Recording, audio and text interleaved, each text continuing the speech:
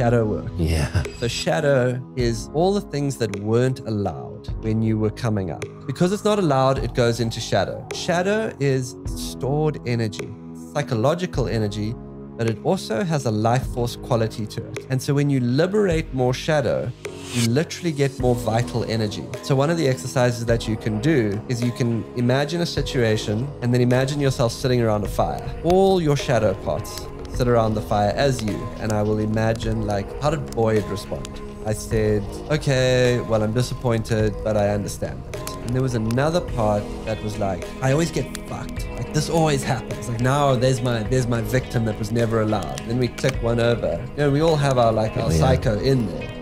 And that part's like, I just fucking beat the brakes off this person. You know, it's not pretty. No. And you let them all talk just in your mind, and that starts to integrate the shadow itself. I would go back to the person and I would say, earlier when we talked, I didn't tell you everything. And then I would tell them what I would ruminate around privately. So I would reveal. It brings you into your power because you have to face like, oh, I don't know if I should say that. I don't know if they're going to like it. I don't know how they're going to react. There's definitely a vulnerability in that. Yeah. Wow. Some people come closer and some people move away. But the point is that you are getting more clear and more truthful at every moment.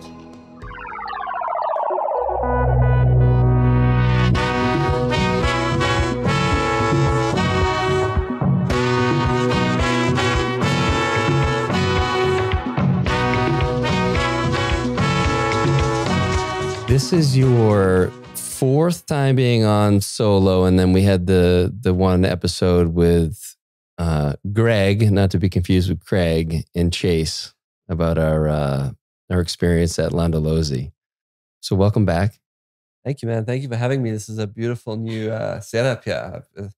The Unlearn podcast is leveling up. It is. You've been in, obviously, the other space. We did one over Zoom. So you've had kind of the full experience. Yeah, no. And this is top of the range. It's beautiful in here. Thanks for having me. Yeah, buddy.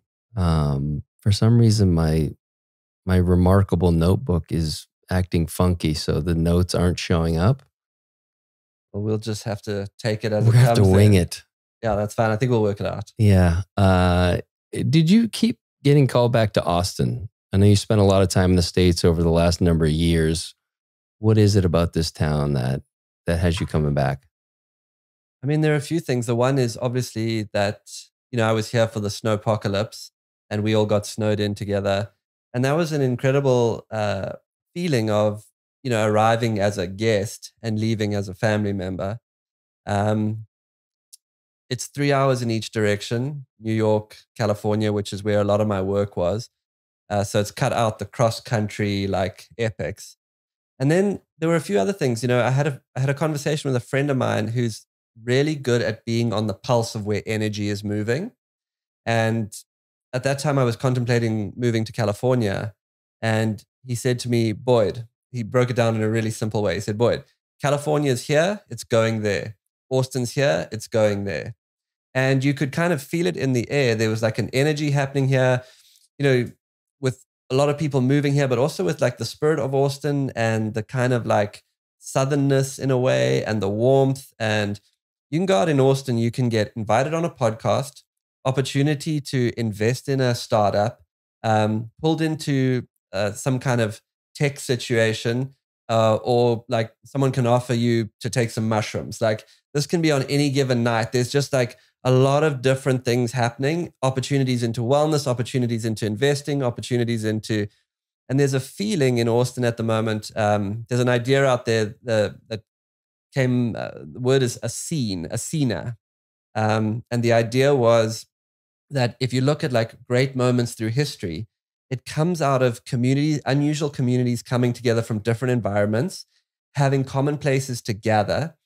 And one of the things that characterizes like when a city is having a moment like that, like Paris in the 1920s, Hollywood in the 1960s, one of the sort of essences of that type of experience is they consider it the best of peer pressure. And so the vibe in the community is if one of us is successful, we're all successful. And I've really felt that in Austin. There's a sense that, you know, people are able to support each other and own each other's successes. Everyone's doing unusual and interesting things. keep Austin weird is real, and it's an energetic of like, be yourself, be unusual, do whatever you want to do, find your way. And so that's been just super attractive to me. Porch culture, music, barbecue. It's kind of South African, outside around fires. So yeah, it's been a fantastic landing spot for me. I'm really grateful to Austin for what it's given me over the last little while. Well, we've obviously loved having you here, and you've brought so much to the community. And it's funny, as you're saying these things, I reflect back to the conversation we had not too long ago, maybe 30 minutes ago, about ego and soul. Mm-hmm. And I think about myself when I don't feel like my success or someone else's success is part of the greater whole. It says something about where I'm at, because I'm in an environment here to really feel that at a soul level, like we are all in this together. And when I get into those, those moments of feeling just the ickiness, maybe someone else is doing something really cool and I want to be doing that and I'm not. I would say that I've been feeling that more lately than, I would say 6-8 months ago, and even previous to that, where everything was just in flow. And so as you're saying that, it's like, oh, okay, there's some work to be done there for me. There is that, as we were talking about, that scarcity. Yeah, I mean, there's a beautiful sort of Y junction if you're asking yourself moment to moment, day to day, am I an ego? Am I in the egoic mind, or am I in my true nature or soul?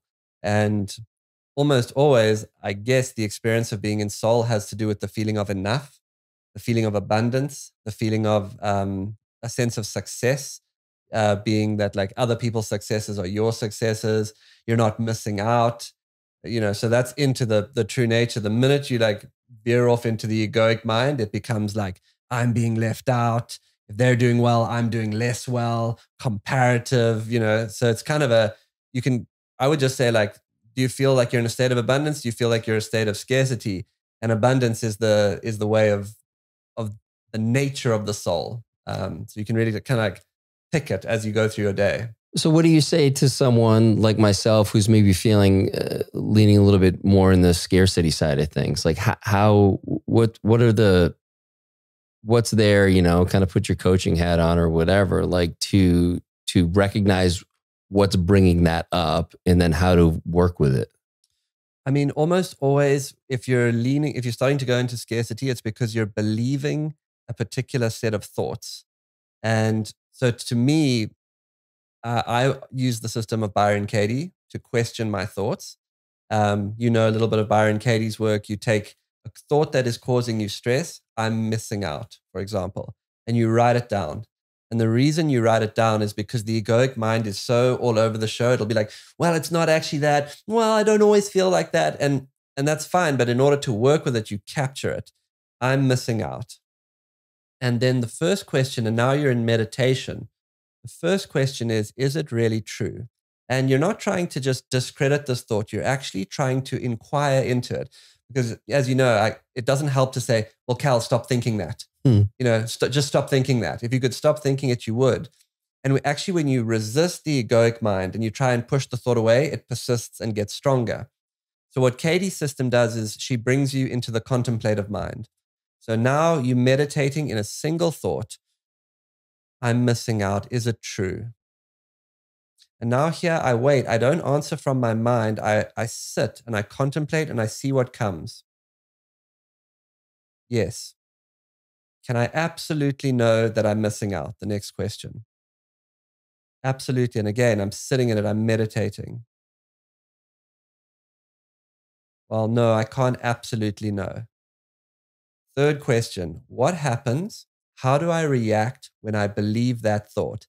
Now, this question takes you into the egoic mind. And instead of pushing it away, you get to know it. What happens? How do I react when I believe that thought? So I'll just do it here live for everyone. I feel anxious. I'm watching myself in meditation. I feel anxious. I stop resting. I start pushing too hard. Anytime I'm resting, I judge myself. I should be doing more. I say yes to things that I don't want to say yes to. I'm a yes to everything. I find myself scattered. I tell the story that I'm not enough. I feel an activation of adrenaline into my system. I see a future where everyone is doing well and I'm not. I project images of that. It brings up memories from the past when I was off the pace and really judging myself.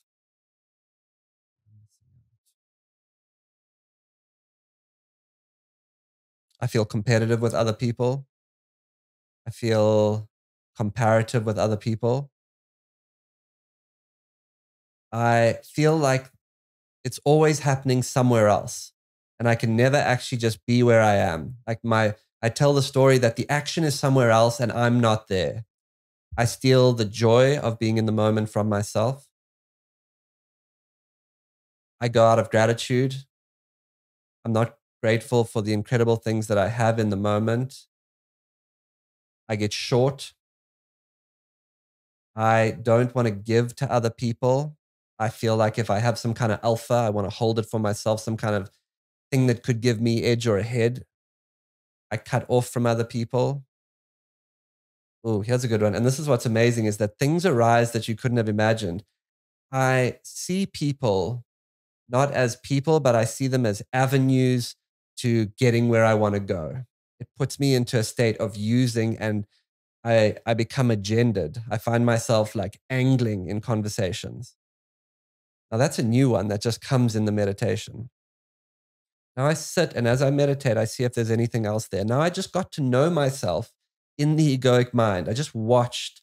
That's who I am when the egoic mind is running me. Nothing else comes. Then I switch across into the next question, which is, who would you be without the thought? Now, this question takes me into soul. This question takes me into my true nature, who I really am.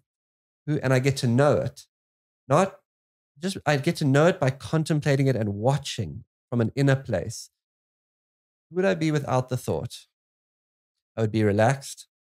I would be open. I would be excited about all the opportunity that's around. I would be present with everyone. I would be giving attention as opposed to trying to get it. I would feel grateful for everything that I already have. I would listen. I would be really, really interested in what makes other people exceptional. I would be learning. Who would I be without the thought? I would be able to just connect way more. I would be free because I would actually just be able to enjoy where I am as opposed to being comparative. I would be able to be so authentic in my connections. Just getting to know the truth of me and the soul space. I'm watching what else comes there. Who would I be without the thought? You know what? I'd be really focused on how much fun I'm having. I would notice how much I have. Oh my God, how much abundance is already in my life. I would be attuned to the understanding that it's all just happening right now and it's unfolding. If I look back on my life, it's always unfolded like it should for me. And I would be like really deeply in that sense of like trust, that sense of okayness. I'd be able to like really feel how much abundance is in my life and like dwell in that.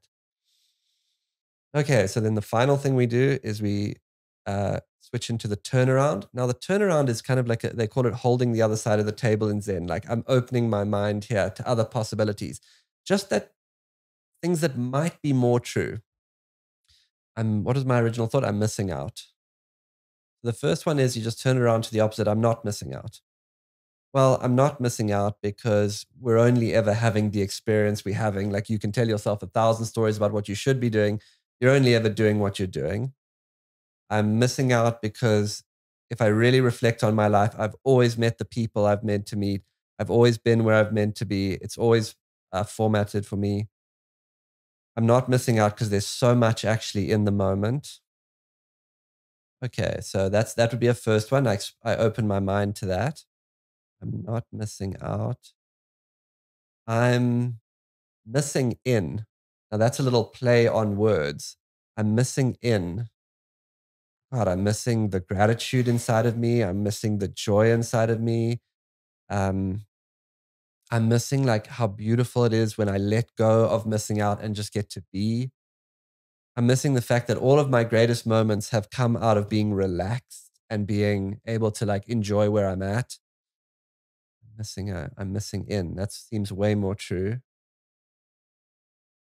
My thinking is missing out. Now there's some separation. My thoughts, and that's all it is. My thoughts about this, not what's actually happening, not reality, are causing me to radically miss out. And so as I do that process, and I do one of these worksheets a day, I do the most like petty, stressful thoughts. What happens is, number one, as you do it, thoughts let you go, as opposed to you saying, don't think that. As you contemplate it, the psyche and the mind starts to release that thought. Once it's been inquired, once you've actually held it with love, it lets you go. And the mind starts to rest into the heart. And so the density of thought load goes down. Anyone who's deeply questioned the mind and caused the mind to look at itself, you just stop the ancestral and like endless thinking. So spaciousness. And then when I'm not running it from up here, I'm just in my heart more and I'm able to navigate from that place. So that's a long story on, and thus ends this my TED talk on how I get into the soul. Oh, dude, that's amazing. But that's one of those every day. And I see my egoic mind and I see my true nature and I turn it around. And that has taken me much closer to the truth than just the stories my mind spits out incessantly. We've talked about Byron Katie's work before, but we haven't gone as deep into it, into an actual practice of it. Mm-hmm. So thanks for sharing that. And my guess is that people will go back and re-listen to that part to help guide them through what it actually means to go into. Because if you look at the worksheet, it has the framework, but unless you've spent some time doing her work, yeah, it can fall a little bit flat because you don't know all the places you can go. And that's what I loved about you just shared there. And you're forcing the mind into the watcher. So who am I when I believe the thought is forcing you to watch yourself. And so that's what's really smart about it, is that watcher is the contemplative mind, which is a deeper level than just being identified. Like instead of saying like, I'm angry and I'm pissed off and I'm watching myself when I'm believing that thought and how it shapes me, my behavior, the physical sensations. And I'm getting to know who I am when I'm a believer of a thought, not the truth of who I am, just when that thought is running me. And then I'm the watcher in my true nature. Who would I be without the thought? Yeah. One of the things that stood out for me was when you talked about, who am I when I believe the thought? What happens? Talked about the adrenaline. And I wonder if there's a connection to that kind of hit that can keep us stuck in believing those thoughts, because adrenaline we feel something and it feels good on some level, but we end up running on that. And what feeds it can be these negative thought patterns. Totally. And in trauma-related therapies, they talk a lot about, the feedback loop: belief, physiology, belief. And the mind is formatted by the body and the body is formatted by the mind. I personally think it's thought first, then body, but then you get into a feedback loop. So, learning to question the thought takes you into a different space. And that's where, the use of the right plant, I'm going to segue here into trauma-related work. Part of what you're doing when you use a plant medicine of some kind is you're creating a different physiological state.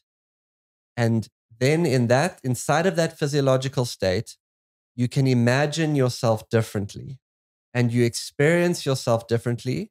And that starts to constellate the thinking differently. And that is one of the ways to interrupt that loop. Like if you've been terribly anxious, the cortisol and adrenaline is driving like more stressful thoughts. If we interrupt it in the right held way, now we get a different cascade of brain chemistry, which creates a different physiological response, which allows for a different imagining. And almost always, when I think about transformational processes, and we can talk about it because I've actually just gone back into getting coached myself by a brilliant coach, but a transformational process is, at its essence, it's the generation of awareness. The first movement is always generation of awareness. So that's where a coach is so helpful, because they start to help you get aware of something you're doing with a different perspective, a perspective you couldn't have yourself. In shamanism, the shaman comes from outside of the village to be with the people so that he's not mired in the patterns of daily living. He comes from the outside to see. You generate awareness. And then the first thing is you watch yourself in that awareness. Then the next phase is to generate tools and different options. And almost always healing has to do with the production of more options. As you get traumatized, your choices, you become more frozen, your choices shrink. So then what we do is the coach starts to provide tools and avenues to different choices. And then you practice that through a matrix of time. So there's always an axis of time in the process. And so awareness, now I watch myself doing what I'm doing, but I do it with awareness. Then I start tapping into some different tools and different choices. Then I start making those choices over a period of time. And now I'm in a transformational process. And something that's important to realize, that the time component is a part of it. Most people just like, I just want to change what I'm doing. But it's the practice of being in that awareness, tool, change, practice through time. That is the core of how a process starts to structure. Ooh. I think it's so interesting that to be able to explore, it's almost like you're going back into the classroom, right? Because you've obviously been coaching for a long time. And it's not that you just stopped being coach, but I think what you're saying is in the last period of time, it's been kind of more intentional, maybe more intense. Maybe there's more that you're working through on a personal level to go there. And then, I'm curious on a couple different ideas. One, how has that enhanced your own coaching practice? Mm-hmm. But before we get into that, what are some of the things that you've found most useful for you as you've kind of moved through this? Well, I mean, there's certainly, I've gone into a period of my life where I'm in a transition. And so as part of that, it's funny, like actually there's some ways in which my life kind of melted down over the last couple of months. And just for people who aren't familiar with the Beck change cycle, sure, like melting down sounds like a terrible thing, but we know that it's a necessary and a beautiful thing. Oh my God. I mean, okay. So, a little bit of meltdown in my own life. And it's hilarious because, we're a society that is obsessed with going upwards, achieving heights. People don't come on podcasts to talk about their meltdowns, and coaches certainly don't, because they're trying to build their coaching businesses. But so everyone's like pumped up, but actually the art of going downwards, catabasis, is highly important. And I've been in that phase, and I've had those hilarious moments where like my life is like a little bit of a mess, falling apart slightly. And then I'm on someone's podcast talking about like the way to find your purpose and mission. And that's the truth of it. Like we're all always in these processes. But I've been really well coached over the last little while by a man by the name of Jim Dethmer, who's the founder of a Conscious Leadership Group. And, it's been exceptional to be back in that relationship. He's a remarkable guy. Everyone should check out his work. And the minute I go into a big change, I revisit the things that I know work. So, I start using the change cycle practice, which comes from my mentor, Martha Beck. So the breakdown on that is the first movement of any transformation occurs as a kind of meltdown. And now usually that occurs out of some kind of catalytic event, not always, but often something happens that puts us into a state of meltdown. We get a relationship ends, work situation changes, you lose a family member, and suddenly you're in the meltdown. And the meltdown is not like, oh my God, I'm having a meltdown. The meltdown is my ideas about who I thought I would be and where I thought I was going are melting down. And now you're moving downwards.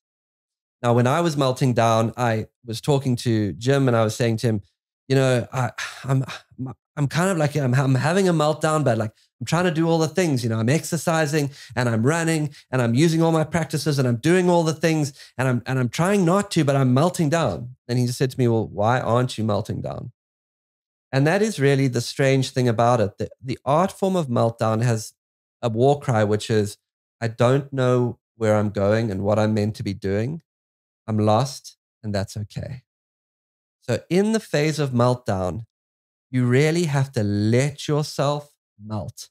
And in fact, one of the mistakes that people make is they try and get back on the horse too fast. And I would implore people, if you find your life in one of those moments, let it melt. Let yourself go down. Let yourself go down as far as you can. Do not try and rush out of it like this culture would tell you, because you're going to rob yourself of something extremely valuable. If you can totally give yourself to the meltdown, then something fascinating happens. The minute you relax into it, and I've seen this now hundreds of times myself, but also working with lots of people. The minute you relax into, I don't know how to do this, I don't know where this is going, almost immediately as the psyche rests into that unknowingness, something deep inside of you starts to fire. And it's like the part of you that actually does know what your mission and essence is starts to throw out images at you, and it starts to throw out daydreams. And so if you can totally let yourself melt down, you'll pop across into the next phase, which Martha Beck called dreaming and scheming. And literally the deepest, wildest part of you is starting to attune. And like, you can't do it if you're trying to just like paste over the meltdown. So you have to let the meltdown really take root. And suddenly you start seeing images that grab your attention. You start noticing out of this totally lost place, there are people, there are experiences, there are things that happen that just give you a little spurt of energy. You might see like literal physical images. You start having daydreams about what your life could be. And it's like something in you starts to show you this mosaic of pictures, sensations, feelings. Like when a butterfly melts down, a lot of people don't know this. It's a bit cliched, but when it melts down, it doesn't go into the cocoon and then grow wings. It melts down into goo, absolute liquid. And within that liquid, there are cells called the imago cell, the image cell. And once it's fully melted down, those image cells start to fire. And they are the image of the future butterfly. In you, those imagos start to fire. Now, in the phase of dreaming and scheming, or what I would call the following state, you're starting to pay attention to things that speak to you. The key here is you've got to let the mind go. You've really got to be irrational about it. You can't say, I'm thinking about trading futures from a homestead in Costa Rica, but, doesn't make sense to trade from down there. And actually, I can't afford a place in Costa Rica. You can't limit it. You have to let it go. So big moves of letting the mind free and dream. And as you dwell in that state, usually the beginnings of a vision start to emerge. And as that vision starts to emerge, you let it solidify. A lot of it is about sensation. What actually makes you feel alive? Being attuned to that. That's the tracking piece from my work, is like paying attention to what expands me, makes me feel alive. For me, I've had instances where I saw Jesse Eisler talk, founder of Marquis Jet, founder of Zico Water, incredible entrepreneur, energized guy. Every time I saw Jesse talk, I felt something in me expand, and I literally felt myself lean forward in my chair. And that's because something in me was recognizing something about Jesse's energy, his storytelling, his performance, the way he brings community together. Something about that had to do with where I was going. That's it. The dreaming and scheming phase is a time of refined attention. If you can start to get that vision in place, now we've got to pull the vision down into form. So we move into the hero saga, one damn thing after another. And we start to take that vision and we start to action it into practical, real life action steps. So in square 2, dreaming and screaming, we're in vision and imagination. Now we're getting down into practicality. So like, okay, I actually have to write a really great speech and talk that I could do. I've got to get some lighting for the stage. I've got to work out what venue I might bring people to. It's very practical stuff. Now, what's important here in this square is that things are going to go wrong as you try to action your vision. And when they go wrong, instead of just being like, I knew it wouldn't work anyway, that's where it's like, okay, things will go wrong and I adjust. And previously, you know almost that it's not going to go how you planned it, and you have to be consistently adjusting yourself. And if you can do that, and that's a courageous operationalization, then you pop out into the promised land. And the promised land is where a new version of yourself is established, where a new way of being is in place. And the war cry in the promised land that a lot of people don't, again, this culture is so on to the next thing. The war cry when you hit the promised land is marinade. Like, enjoy being where you are and try not be an on to the next thing thinking.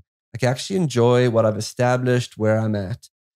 And so I've been inside of that at the moment. And right now I'm somewhere, and as you're listening, you can probably say like, which square am I in? Am I in Meltdown, Dreaming and Scheming, the Hero Saga, or the Promised Land? And so I've been in Meltdown, and I'm just now starting to move across into some Dreaming and Scheming, and very subtly starting to get an idea of the next phase of what I would like to create. So that's been deep for me at the moment. And this is on, it's on a meta level, which you're talking about, but you can also look into different areas of your life that pinpoint. You can be in different phases of the cycle. 100%. You can be in different phases in different categories, and you can use this to you don't have to be going through a massive life change. You can consistently be using the cycle to say like, okay, what do we need to melt down here? New vision, let's operationalize that. We can consistently do it. So we're looking at breakdowns inside of that. And the other thing about the coaching experience, that I was thinking about is like, we know it with sports teams. Like, we know that we aren't good at everything. And the coach's job is to help us come up a few levels from a different standpoint. If we're the athlete, like, you're really good here. We got to work on your strength. We got to work on this shot. So their job is to help us bring us up to speed. And then a big part of a coach's job is to be proactive. Say like, let's prepare for scenarios that we've seen a lot of, and let's prepare how we're going to handle them. And that has been really important too, to say like, in relationships, in life, we know that there's going to be stuff coming. And part of what we're doing in the coaching relationship is we're preparing for how we're going to handle those moments. So that's another one. One that has blown me away. This idea really has been powerful for me is upper limits theory. Have we spoken about this before? Briefly, and I just wanted to touch on one thing and really get your thoughts on this, because as you're going through the cycle, you're talking about melting down, and the inclination for our entire society probably is to bump out of it sooner. And I just thought about that in the context of parenting. Mm-hmm. And when your kid is going through a meltdown phase, our knee-jerk reaction is to rescue them. And, I actually think back, we've talked about this before, about when Jake broke his jaw, my son, for those who don't know, a couple years back. And you didn't speak about it in the context of the Beck change cycle, but what you were saying was basically let him have this experience, let him melt down. Mm-hmm. There's nothing for you to do except be there with him.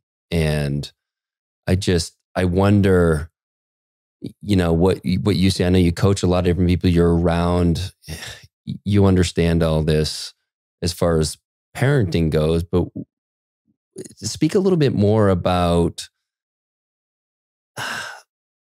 almost like giving people permission to allow their kids to have that experience, and the importance of them being able to go through the cycle and us not going to interrupt it, and how that is going to support them in their growth when they're no longer living with you.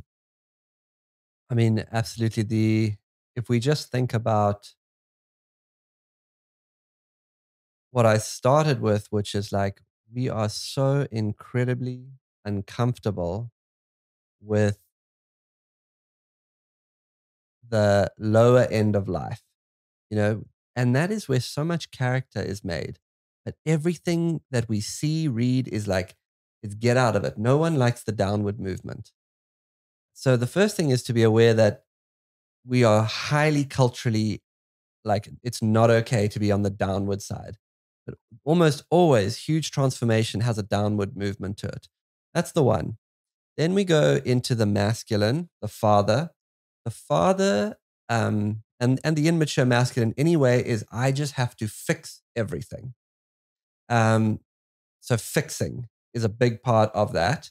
Now, the healthy expression of the father energy is, I want you to be your best. My role is to support you to paddle your own ship to the shore, but I'm here to be a support to helping you be the best you can be. In the feminine, and I'm talking very stereotypically and archetypally, the feminine, it goes to over nurturing. So I don't want anything bad to happen to you. I just want to take care of you. So those are out of balance. In balance, it falls more into the realms of allowing for, without a huge story over it. This shouldn't be happening, something bad. Allowing for, and then starting to provide the role of mentor and guide. And I'm talking more from a mentoring perspective here because I'm not a parent, but mentor and guide, and allowing for the responsibility to be with the person whose life it is, but providing support and guidance. So, you know, in native cultures, and this was taught to me by a man named Daryl Slim, you know, if you watch, and I've watched this, you say to a Western, you know, standard American family, okay, and I've watched this, I've done it on safari. You say to the young kid, okay, make a fire. He goes off to start making the fire, and the parents start jumping in. No, do it like this. That's not going to work. And before you know it, the parents are making the fire. And the way that Daryl taught me to do it is you ask questions, and you would say something like, how do you think we should start? And then you let them go on, like, what do you think would work? What's not working about trying to light one huge log with a match? What do you think we should do instead? Have you thought about? And the whole time you leave the person to discover, and you're just providing touches on the rudder and providing inquiry, but you don't dive in to grab a hold of it entirely. Now, unless they're going to set themselves on fire, in which case you would step in, but mostly the art form is to be held back enough to not just try and fix and get it done, to let the learning process happen and to let them feel themselves taking responsibility for it. So that would be my take on that. And that was what I was lucky. I was given a lot of that also growing up with the trackers, slowly handed more responsibility with a guiding presence, but people aren't jumping in to do it for you. You know, let you do it, let you fail for a while, let you fall down, but let you fall down with intention and with presence beside you. Dude, I just think about like how many times I've interrupted my kids doing, so it could be some menial task like fucking sweeping out the garage, or, you know, I'm 51 now, and I think I spent a lot more time in my younger years doing stuff like that. So I've required some efficiency there. Mm-hmm. But that's interesting because, you know, if you talk to parents, and I run mentor groups, so I know if you talk to parents a lot, part of them is like, yeah, but it's just easier if I just do it. And some of that, it's important to know, is symptomatic of the culture. We live in a culture of efficiency, of convenience. We just want to get it done. Everything in us is, how easily can I get this done? And actually, like the learning process, you have to make a little space for, this is not going to be the most efficient way of doing this. This is not going to be, might not get exactly to the result that I want. This might not be the most convenient thing. And that's okay, because we're learning here. And we're going to learn by also not turning out so well. And maybe having some consequences, like You never got a fire started. Now it's cold. You know, those Yeah.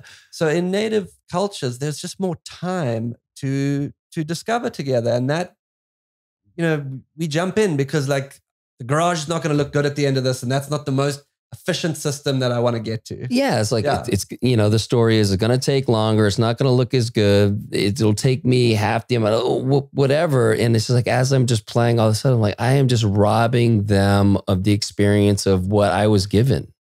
And you know, as you were talking about the masculine and the father and the I don't know if you called it the integrated father or what would be the term of Sort of like the father archetypal energy at its best is I want you to be the best you can be. But the way to get you there is not by doing it for you, telling you how to do it, letting you be a total, like letting you have no structure. Like my job is to say, like, I think that there are ways that you could be better. And not as judgment, as like support, like a presence that says like, I see more in you.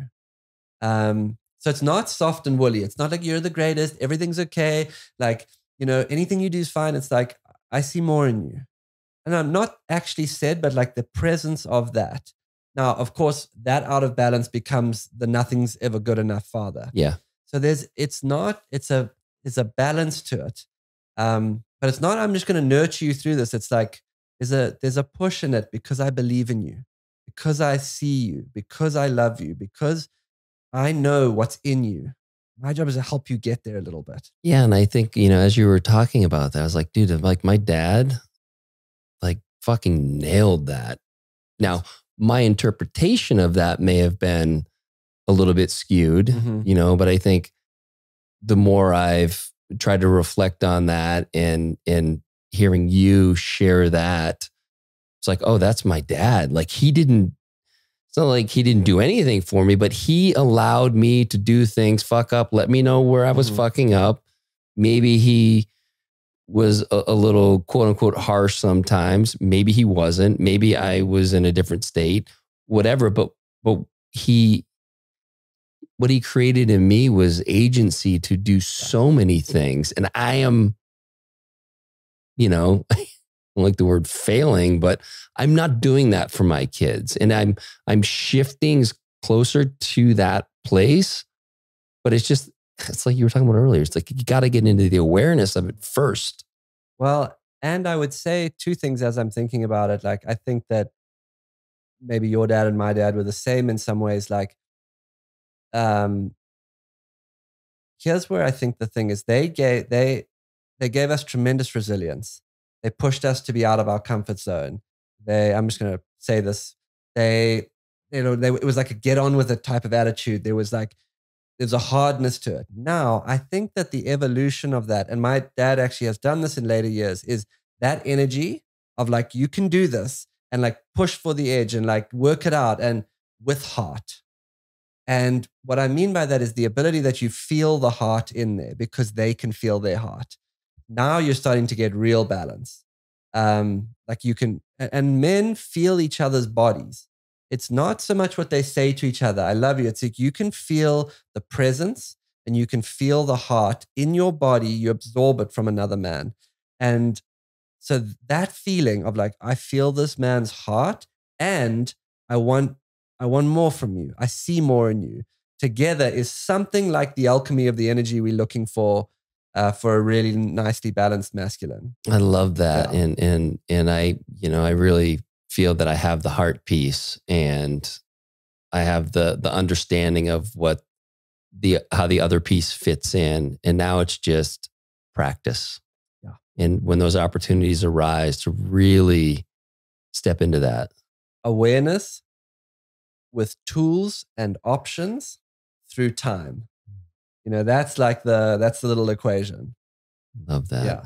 And like a coach of a sports team, like breaking down what we did well, what we didn't do well. That's a lot of what coaching is. Like, let's go back to that moment in the garage.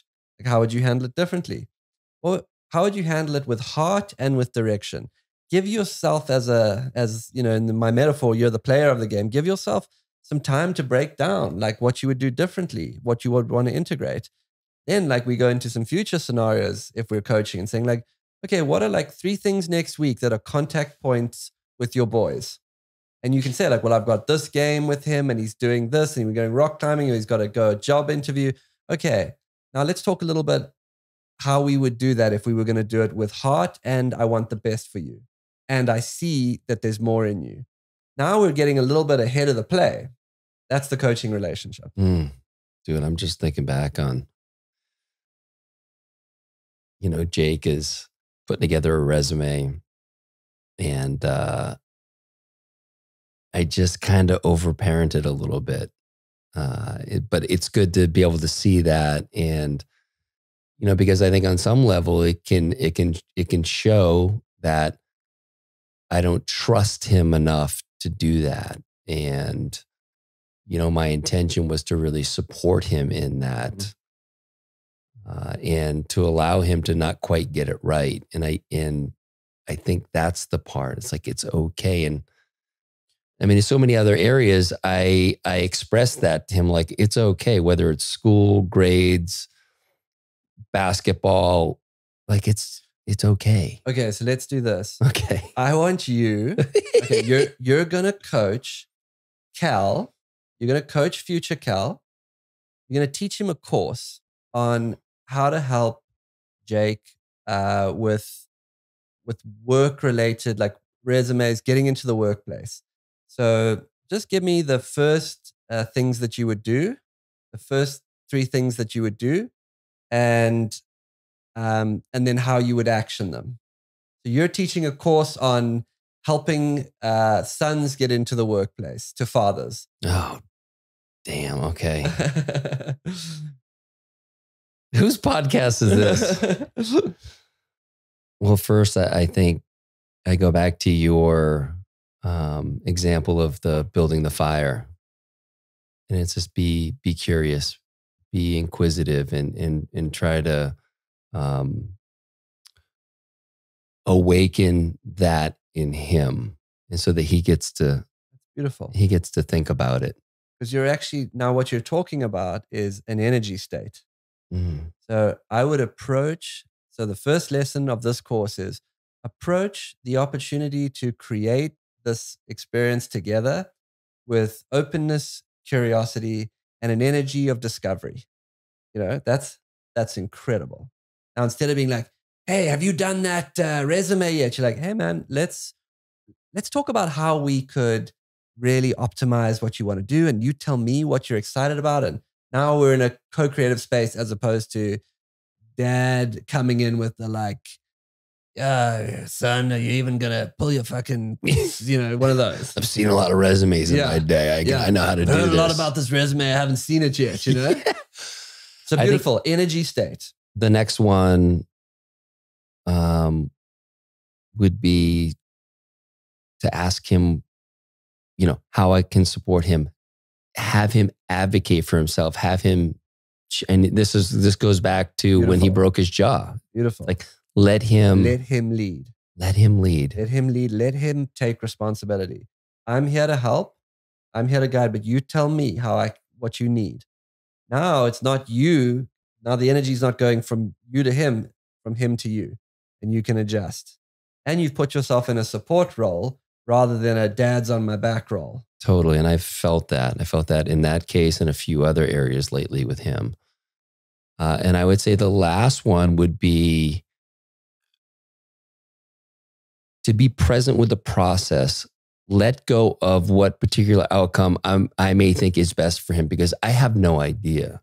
And just really be in it with the understanding that there's kind of no wrong answer, or it's just a learning opportunity. All of these is an opportunity for his own growth. So can I be there in a way to support that and allow it to unfold? This is a very strong course. And it's a very strong fucking course. Dude, there was some silence because I'm like, I may not come up with a goddamn thing. No, but like the thing about parenting is that it's happening live time. Mm-hmm. You know, every parent is learning in the moment how to handle every situation. And that's the truth of it. And that's why, you know, I'm going meta again. The coaching relationship is that simple.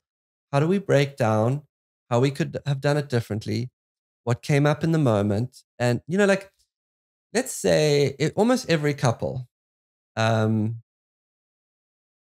if you ask them, they've been having the same fight for the last 10 years. Like I've done this now many times. You say to the couple, so what do you guys fight about? Well, he says, don't you see how hard I'm trying? And she says, if you could just be, they have their thing. It's about, you know, the way they handle the dishwasher, now, all you would do in the coaching relationship is you would start to say like, we know that this other team plays this way. We know that this is coming. So let's prepare ourselves for how we're going to handle those moments better all the time. And how do we interrupt the pattern when it starts to play out? And almost anything goes as long as you're disrupting the pattern. So it's like you can really switch the lights on there. In relational work, and I've just done a big dive into this, like it does feel like if you were really good at doing the relationship, just the two of you, then like you wouldn't need any help from the outside. But no one's good at that. Like no one's good at that. Everyone has blind spots. But it's quite amazing to say like, okay, to start off with, let's commit to being allies to each other. And let's actually say like, I know that you are going to be an ally to me in my own learning journey. And we're learning here together. Then let's break down, when I get triggered, where do I go? So I go down into shame and I go walled off. You either go down into shame or you go up into grandiosity. I go up into grandiosity and I go explosive. Now, the fact that we've actually taken a moment to realize where we've gone means when we go there, we can see, oh, I'm going to my triggered place. So I've become blocked and you've become the one who's like talking all the time. Okay, now we know what we're going to do. Let's define what we're going to do when we get triggered on the front end, because we know it's going to happen. So when we get triggered, I am going to say, I realize I've become walled off and shut down, and I can see you've become grandiose. And so what I'd like to do now is I'd like to stop this conversation and I would like to go and resource ourselves for a particular period of time, 30 minutes, and then I would like to come back.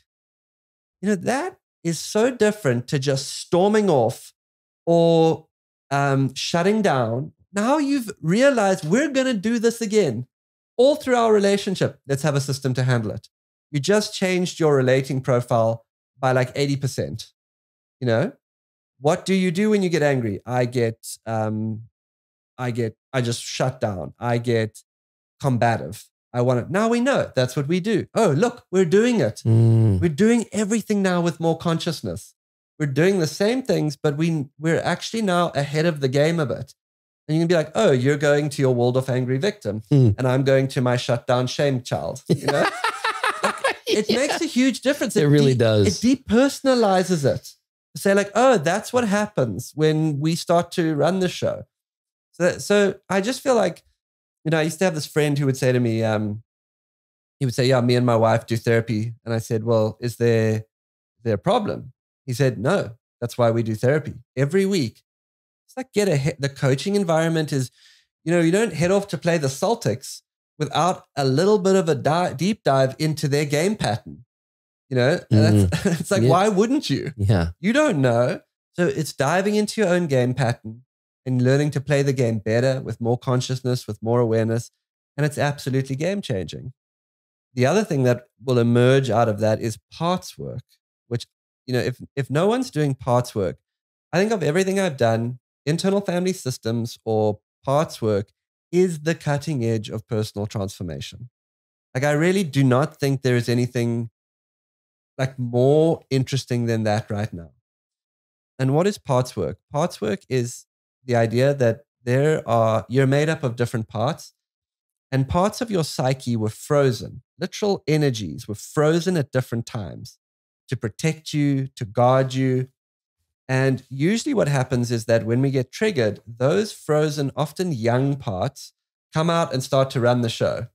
And the art of learning to relate well is starting to get to know those parts, take responsibility for them, and make sure that they aren't running the show. Make sure that when your parts come out as sort of aberrant young kids, you can calm them, your partner knows your parts, and you can get the adults in the room back to talking.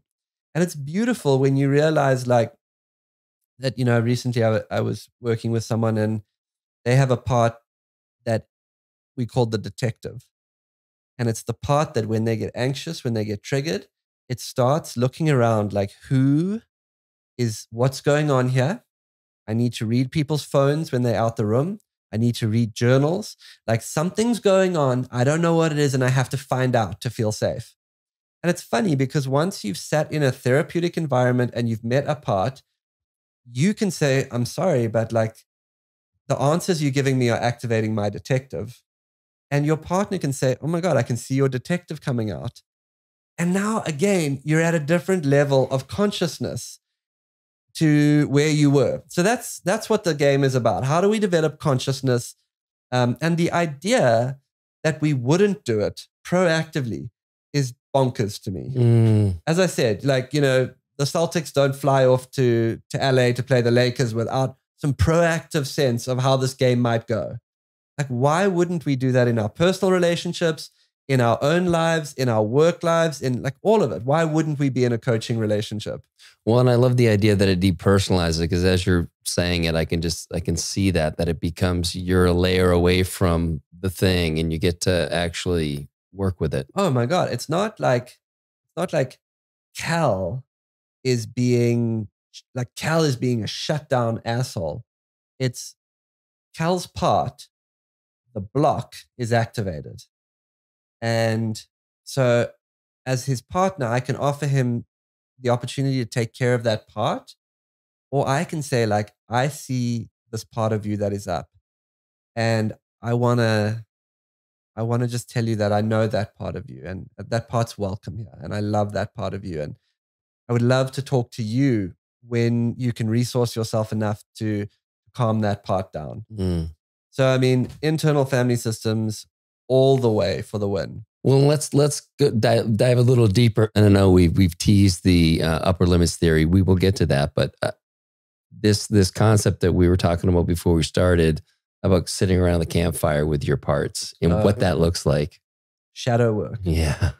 Yeah. Shadow work is, the first thing is that, so shadow is all the things that weren't allowed when you were coming up, right? So like for me, what would be in my shadow would be like a certain, like my loser is in my shadow. Like there was no loser vibes allowed around in my world. Anything that feels weak or pathetic is in the shadow. And then there's also usually like some aggressive parts that you try and keep at bay. So because it's not allowed, it goes into shadow. A few ways to find your shadows. You can ask yourself, if you ask a whole group of people, how do I hurt people? You will find some parts of your shadow. So for me, I know that there's a certain type of coldness that can come into me that's in my shadow. Boyd identifies as a warm guy, a connector. In his shadow is something very cold. Ooh, I have that too. Yeah. So you can ask that. You can notice when you walk in a room who you instantly feel an aversion to. Because almost always the person who like, there's something of your shadow in there. Ooh. Yeah, which is quite I like juicy. that. Shadow is stored energy. It's psychological energy, but it also has a life force quality to it. And so when you liberate more shadow, you literally get more vital energy. And there's like the ability to bring it in with consciousness adds this like vigor to you. And shadow also has a strength to it once it becomes integrated. So one of the exercises that you can do is you can imagine a situation and then imagine yourself sitting around a fire. And you put all the different parts of you around the fire. All your shadow parts sit around the fire as you. And do you even, do you recommend, I mean, everybody kind of can do it their own way, but like sitting down prior to like writing down the literal parts that come to mind, or is it more free flowing? I just do it through visualization, but I think you can do it anyway. And I will imagine like, okay, how did Boyd respond? I said, okay, well, I'm disappointed, but I understand that. And there was another part that was like, I always get fucked. Like this always happens. Like now there's my victim that was never allowed. It never goes my way. And this is like, I'm sick and tired of it. It always happens to me. Okay, then we click one over. Now we meet like, the part of me that's like psychotic. We all have our psycho in there.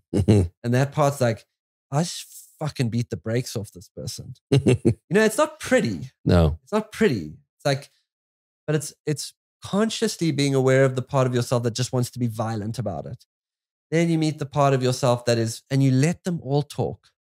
You give them all time and you let them speak, just in your mind. And that starts to integrate the shadow itself. The part of you that was like, there's a lot of like power stuff is usually in shadow, like working out your own personal power. So one of the things that I was doing when I was liberating more shadow is I would have a conversation. And then if I noticed myself ruminating about the conversation afterwards, I wanted to say something different. I would go back to the person and I would say, hey, earlier when we talked, I didn't tell you everything. And I actually want you to fully understand where I'm coming from. And then I would tell them what I would ruminate around privately. So I would reveal. And then the revealing, it's a risking too. You risk to be fully there. It brings you into your power because you have to face like, I don't know if I should say that. I don't know if they're going to like it. I don't know how they're going to react. There's definitely a vulnerability in that. Yeah. Wow. Yeah, there's a vulnerability and there's a clarity. And that usually reveals some people come closer and some people move away. But the point is that you are getting more clear and more truthful at every moment and not managing how it might react on them. I should keep the peace. It becomes a kind of clarity. And that's not to say that there isn't nuance and subtlety, but like it becomes just a very clear way of being. Like I say what I mean. I say what I think. I am who I am. And there's a clarity to it.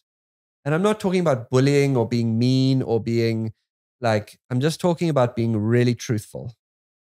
And we talk a lot about in the relational work, the art of revealing, being more revealed.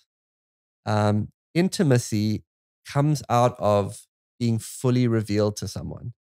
If you are holding stuff back out of caretaking for them, if you are not telling them because you're afraid of their reaction, on a level, you're actually robbing yourself of revealing. And so in relational work, when we start to build a container where we start to understand our parts, resource ourselves for future issues, understand where we go when we get triggered, and we understand we're in the work of that now. We have a safe container for that.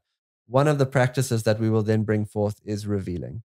And so you would say something like, and this comes from Jim, Cal, just so you can know me, earlier I held back on some things that I wanted to say to you because I was of the mindset that if I told you all of the things that I've been thinking about our relationship, it might hurt our relationship. So instead I held back. I want you to, so that you can fully know me. That's what I was doing. And you just start to say what's been going on. And you have to have a mature enough connection, especially in the relational space, to realize that like when we're revealing to each other, on some level, we all have bullshit thoughts about our partner. Things that we don't really think about them, but like when we're revealing, we're just getting it out in a way. So we're like, earlier when you were talking, I got a tight sensation in my stomach. I want to be revealed to you, a tight sensation in my stomach. The emotion with it was anxiety and anger. I told the story that you don't care and that you just do what you want. I remembered a time in my past where I felt like people used me, and I told the story that this is how it's going to be forever. And what I need to feel closer to you is this. Now, you just moved a whole lot of energy out of yourself. It's not a critique of the other person. In fact, it's not really about the other person needing to change or do something different. It's just, I'm letting you know what's up over here. And if you let me know what's up over there, weirdly, if it's done in a mature way, there's an opportunity for more intimacy, more true knowing of who the other person is. Dude. So that's beautiful work. Yeah. Revealing, talking in the right way, learning to be in a process together and prepare for how we handle our bumpy spots in advance. Gold, absolute relational gold. And the idea is that we are getting into relating as an art form. So we've got a lot of ground here. Yeah, we have. Well, let's talk about upper limits theory. Okay, upper limits theory. I love this. Will Smith is about to win the Oscar. Okay? He's on the brink. Someone drank your feel free. Will Smith is on the brink of the biggest moment in his acting career. He's about to reach an absolute peak.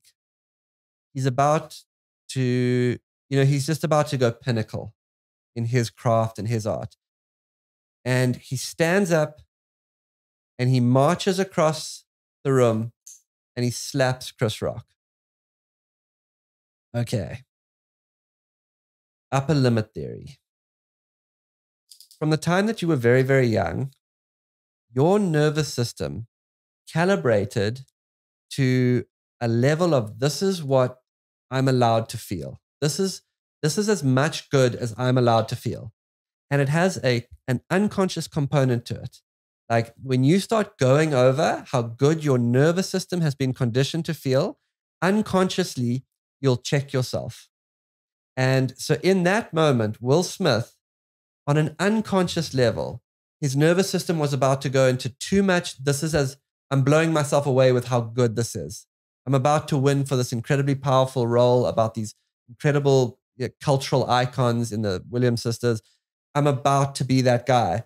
And unconsciously, something in him checks himself. So what we do with upper limits theory is we start to realize firstly that I have an unconscious rule about how good I'm allowed to feel in my body. And then I will start to upper limit myself to bring myself back down when I exceed that.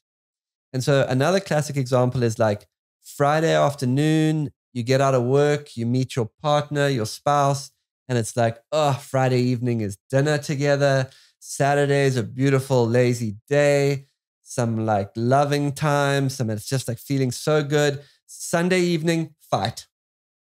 And what's happened, and you can usually map some kind of rhythm to your upper limit. Like if you ask couples, they know it. If you ask people in work environments, what's happened is that the nervous system has connected and it's been feeling better and better and better. And then it got too much for one of you. And unconsciously, you did something to bring it down. You picked a fight, and you can watch people upper limit. Once you see it, you watch yourself upper limit yourself, create some kind of situation to bring back a level of stress that you used to, create some kind of dynamic to pop you out. And there's a rhythm to it. So then what you have to do is you have to start, firstly, see if you can find the ways you upper limit yourself consistently. Do I get into a fight in relationship? Do I sign up more than I can chew? What do I do to upper limit myself? Map that. Then map how it plays out in time. It's like every 2 weeks, I have a fight with my boss. There's usually a rhythm of time to it. So now with awareness, you're starting to watch, I upper limit myself by eating crap food. I'll be on the program and then I just dive into a whole lot of junk and I feel terrible. So you got to find your way. How do I do it? How do I upper limit myself is the first question. Second question is, what is my timing to how I upper limit myself? And you're looking for pattern there. And then once you've got a sense of that awareness first, now tools. We want to start to create a different experience and build our nervous system's capacity to hold more. And the most effective thing I found to do that was told to me by a woman called Diana Chapman, who's also a conscious leadership group, amazing woman. What she will do is she will notice when she says, "Oh my God, I can't believe how good I feel." Because that is the brink of her getting ready to upper limit. Oh shit, yeah. Then what she will do is she will ritualize normalizing that feeling in her nervous system by doing something very grounding and basic. So she will say, "God, I can't believe how good I feel." Okay, intentionally, I'm going to go and set this into my nervous system. I'm going to go and wash the dishes, and I'm going to do something. I'm going to sweep the porch. I'm going to go and write a little bit, but I'm going to do it with the intention of making this my new normal and with the awareness of not just upper limiting unconsciously. I'm going to consciously work with this new level of how good I feel.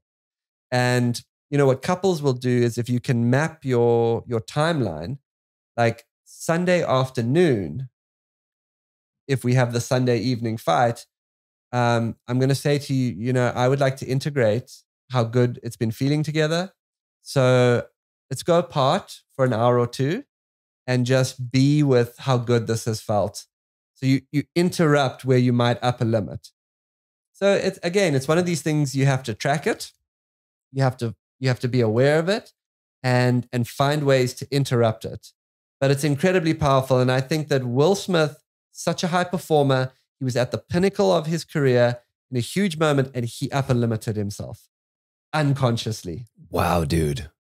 I love that. Isn't that interesting? Oh yeah. We actually had not talked about that before. So it's really incredible work because the way you upper limit yourself, and we all do, it's fascinating to catch how you do it.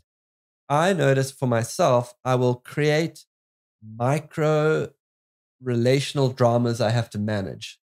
Like I will consistently have something on the go that now there's like a call that I've got to have that I'm a little nervous about having. I'll create like something like that I have to handle. And it's beautiful because it takes you into 100% responsibility.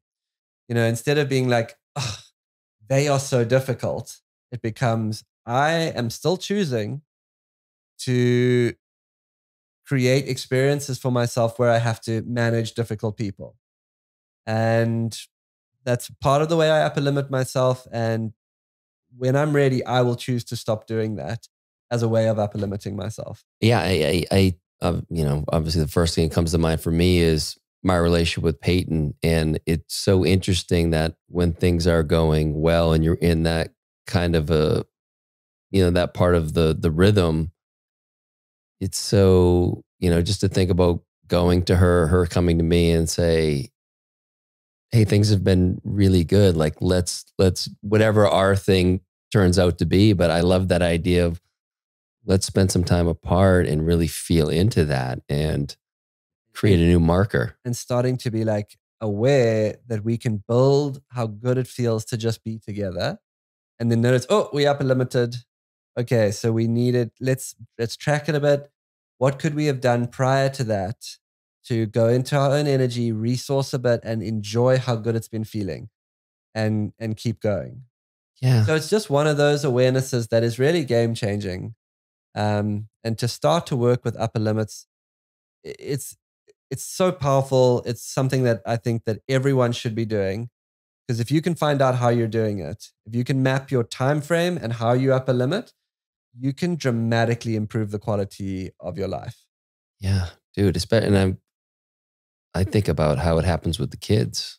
Wow, everything's going so great with one of them, and then all of a sudden, yeah, there's something. And people will upper limit a lot too with physical stuff. Like if I'm feeling really good, I did my ankle. Injuries. Unconsciously, there's a lot of stuff in that people will upper limit with. So body stuff, relational stuff, food stuff. You've been on the keto, you've been fasting for a while. And then like, you know, on some level that it's not going to make you feel good to get into like 6 McConaughey's, but like it's part of an old pattern of how I used to have fun. So I did it and I felt terrible again. And it's just like, okay, learning to like actually subtly uptick the level of just joy and peace and like pleasure you can handle in your nervous system. That's just, again, back to this awareness and identifying. And I love the idea of like the healthy practices where you can get in that great rhythm and then something just derails it. Awareness, tools, and choices through time. You know, it's quite the playbook. Quite the playbook. I mean, and I guess the only other one that I would add that has been really strong is the development of life architecture, which I feel like, you know, people get good at, but there's some misconceptions about it. Life architecture is the development of systems and practices that take you into a predefined optimal state. So you might say, you know, what I want to optimize for is maximum energy. Or I want to optimize for being healthy, feeling alive, and being with my family in a really deep way. Okay. And then I look at my weeks and my months and I say, what things do I need to do and where do they fit in order to start to create that feeling state? I need to move. Okay. So I'm going to put 3 blocks on my weekly calendar that are my movement blocks. I need to be in nature. Okay. And then like I've got a lot of work pressure. So I need to make sure that I'm getting to that. And I might need to, and becomes creative, I might need to lower my time in nature just because we're going through a crunch period at work. But I also need to have creative conversations. So you build out your own architecture. And with the idea that like ideas through time are compounding, you know, so these tiny little decisions you make through time have a radical effect. Like I was telling Lindsay on the way over here, Tom Ford said that for 10 years as he rebuilt Gucci, all he did was people brought him fabrics and he went, yes, no, yes, no. And those yeses and nos through time became what was Gucci's resurgence. So the idea is it's like taste and your micro decisions through time create this a huge outcome. So you're building out your architecture, and your architecture is not like a rule you have to stick to. It is a practice. So it's not a case of like, oh, I didn't do what I said I was going to do, like falling off a diet or something. It's like every day you say, what worked? What felt energizing? What do I need to tweak? And over the period of a few months, you are constantly tweaking your architecture to get it to a place, you know, I thought I was going to swim on Saturday mornings, but actually the kids have got basketball. So I've moved my swim to Wednesday. But it's living your life as a practice. And it's some defined blocks, and anything can go on there. Like you might say, you know, I like talking on the phone with my friends, and actually those are my creative conversations. I get a lot out of that. So I'm putting a block on my calendar, which is creative conversations. I'm putting a block on my calendar, which is the do nothing block. In that block, it's totally free. So you're structuring yourself, but you're not, it's not a structure that is meant to be, it's a living structure. It's a living structure that you're adjusting and practicing. You know, it's kind of like when you first start fasting, right? And you realize like, I was just eating without any consciousness, but now that I've fasted for 3 months, I can say like, you know what, I need a big meal tonight and I need to eat tomorrow morning. And then that will be enough and I can tap off. And it becomes this intuitive sense of how to eat versus just like 3 meals a day is what they told me in high school, you know? And this is what we're doing with our life architecture practice too, is we're constantly feeling what makes us feel good. And you might notice I missed my 2 nature days. Doesn't feel so good. So I'm going to prioritize getting it in on another day. And you build out your board to bring you to your most alive and energized state. And then it's a living practice. I can't hit that hard enough. For me, it reminds me of this idea of how important time is, and to really own your calendar. Yeah. And I know I go through phases where I'm like, Jesus, my calendar is totally owning me right now. And it's like one thing after another. 100%. Own your calendar. You are the architect of it. You are adjusting it as opposed to it just coming at you. And so you literally take out a calendar. I literally take out a calendar, and there's daily architecture. So I'm always going to exercise. I'm probably going to fast. I need to write every day. I need to have calls every day. Monday to Wednesday is coaching. The end of the week is for more creative, free flowing stuff. And there's blocks in there that are just like literally a messing around block, because I get a lot out of that as a writer and an artist. I need to be very mindful of what I've said yes to, because there's social things that I need to attend. But it's designed, and like I stick it up. So there's a daily, then the daily falls into a weekly architecture, and the weekly architecture falls into a monthly architecture. And then that has a rhythm to it. And I live to that calendar. And it's given me a tremendous amount of structure. And then I can say, like retreat season, my architecture changes for retreat season. And then I have a period of the year, which I call fishing, which is literally just for meeting new people, new interesting people, because that's a big part of what nourishes me. So, you can the idea is that you can design it any way you want it. You are the architecture of it, but in a way, you are working on creating an optimized life as opposed to just living as it comes at you. I love that, dude. So, dude, this is wow. Yeah, a lot of ground. We packed a lot in here. Yeah. What's next for you? What's in the kind of the rest of the year look like? Yeah, so head back to South Africa, and I have 2 adventures on the calendar this year. The one is I'm going to be doing a podcast called the One Story Podcast, where I'm traveling around speaking to people who've lived their lives out in the wild and asking them to tell me one story from their life. So when I get back to South Africa now, I'll be taking my dad's puddle jumper and flying that flying lawnmower around Southern Africa to meet guides and talk to them. I want to talk to anyone who's been really deeply immersed in the language of nature. So that's going to be a really fun expedition. At the end of the year, I'm going with Alex van den Heerfer, who who's a brilliant tracker. And we're going to go up into the Kalahari Desert, and we're looking for the last persistent hunters. These are the Bushmen who know how to actually run an animal down in the midday heat. And we've heard that there are some hunters who can still do this, but it's being lost a little bit. And so we want to go and find the last persistent hunters. And if it's at the end of the year, I might even try and run with them. I'm not there right now. But so those are 2 big, exciting expeditions. Retreat season comes up, and I'll be guiding intensely, taking people tracking and helping them track their life. Like May, June, July? That'll be April, May, June. Oh, okay. So we got 3 months of retreats, dropping people deep into nature.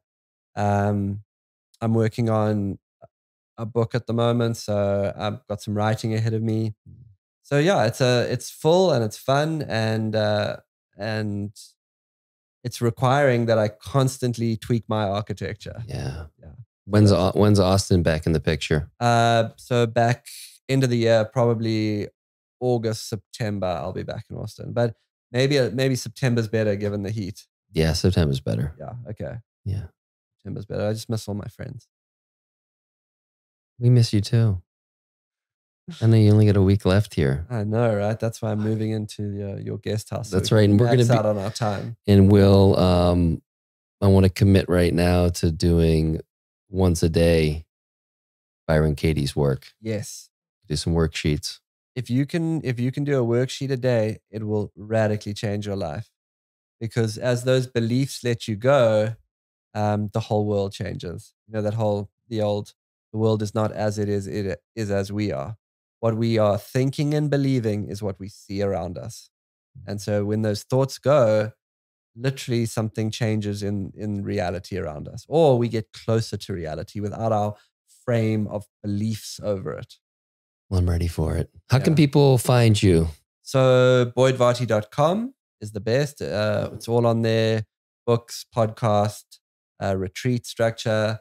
If anyone wants to come on a safari to South Africa, you can go onto book a safari through the website, and it's all there. Everyone should have what they need. Instagram is just boyd.varty. Boyd_Varty on Instagram, and I'm gonna get better at Instagram. You know, it's not my you put a little effort in there, a few stories here and there. Yeah, I gotta get better at that. So social media, they call it. Oh, dude, love it. Thank you. Yeah, thank you, man. One of my all-time favorites. Yeah, I appreciate it.